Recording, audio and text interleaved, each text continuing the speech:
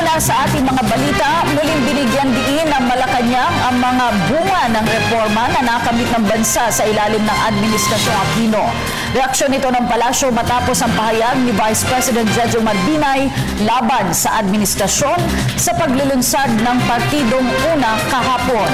Ayon kay Presidential Communications Secretary Sunny Coloma, naging masinop, masikap at maaga pang Administrasyong Aquino sa 5 taong panunungkulan. Hinikayat din ng palasyo ang kampo ng Vice Presidente na maglabas ng matibay na batayan sa aligasyon ito. May ulat si Rocky Ignacio mula sa Malacanang. Maraming salamat. Ginit ng Malacanang na nananatili sa kamay ng mga Pilipino ang pagpapanatili ng may integridad na pamahalaan. Ayon sa palasyo, naging masinop, masikap at maagap ang Aquino Administration.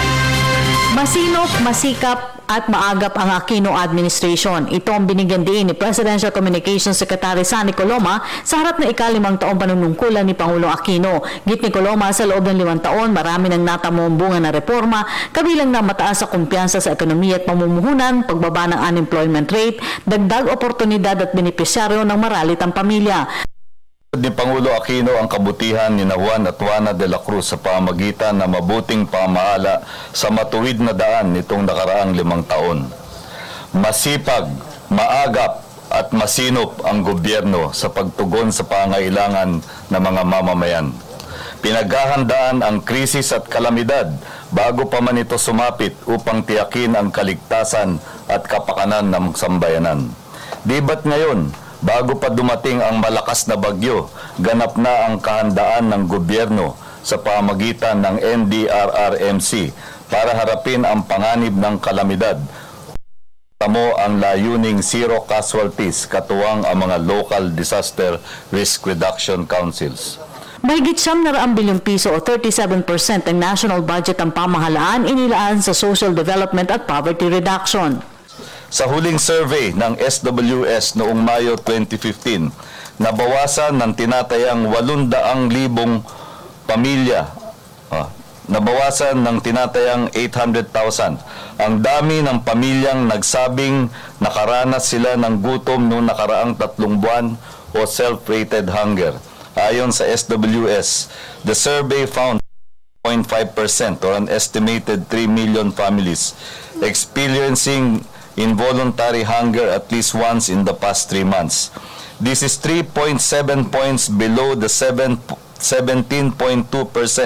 estimated 3.8 million families in December 2014 and the lowest in 10 years since May 2005 when it was at 12%.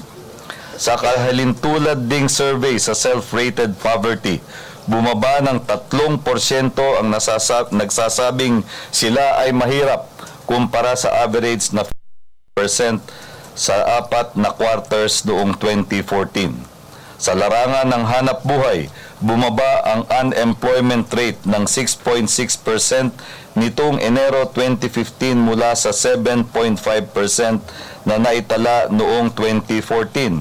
Samantala, bumaba din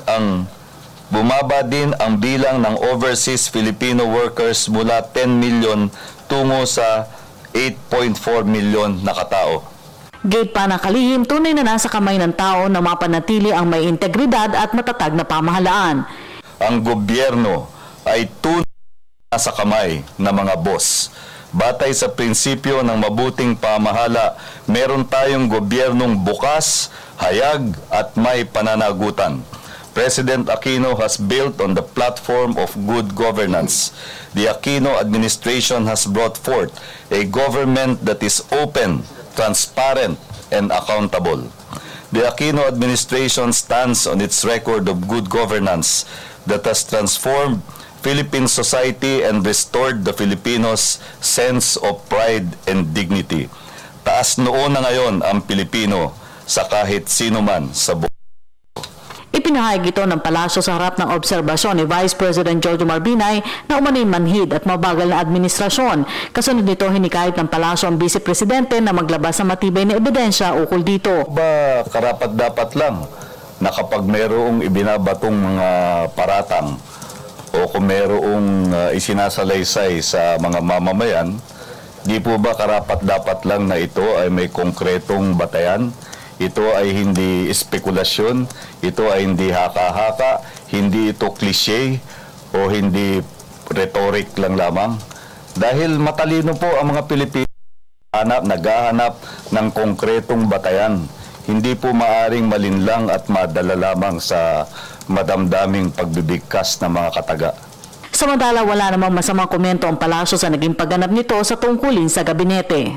Po ay naglingkod bilang pangalawang Pangulo sa loob ng kulang lang ng 1 linggo sa 5 taon. At siya po ay naging kinatawan ni Pangulong Aquino sa iba't ibang international state functions. Siya rin po ay kabilang sa gabinete ng Pangulo. Noon namang nasa public record naman po yun na binigyan ng komendasyon ni Pangulo Aquino si Vice President Binay sa kanyang trabaho sa housing sector.